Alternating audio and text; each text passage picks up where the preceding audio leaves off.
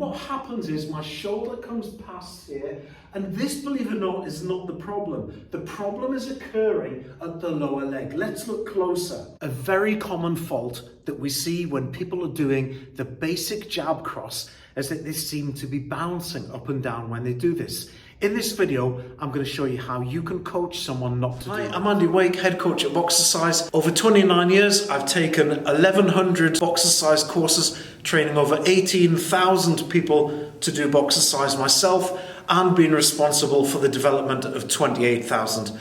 This is our YouTube channel. I hope you like it. What happens is they stay there for number one, then they go down at number two, and then they seem to come back to this height there and reset their height.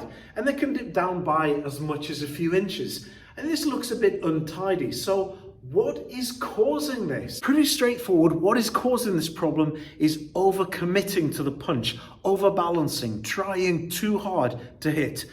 Let me show you what that looks like. So somebody throws the punch and they overcommit their weight. They're too far forward over their front foot, like this.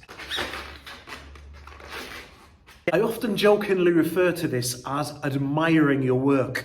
You throw a punch and you just leave it out there a little bit too long, like you're admiring what a great punch it was. When really what you should be doing is getting it back and getting your hands back to a defensive position. So jokingly, I refer to this as admiring your work.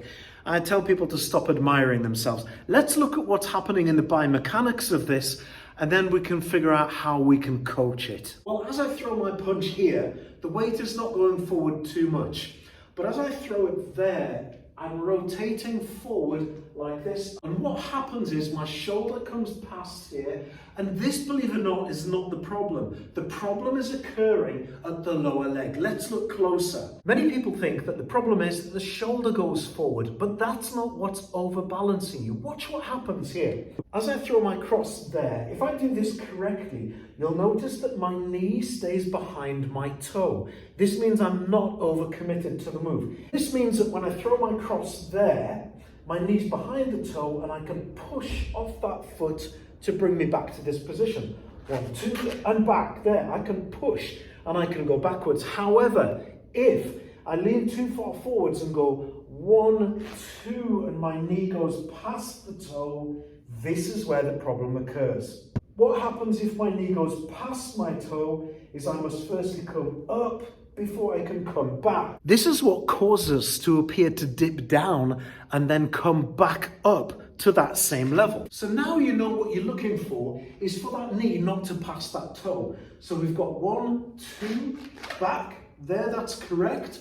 We've got now the incorrect one, 1, 2, there, it's over there, and I have to come back up. And you'll see, instead of my head staying level like this, but moving off the center line, my head will appear to bounce. That's an over-exaggeration, but that is what's happening. So coaches, don't think to watch the shoulder going forward like this.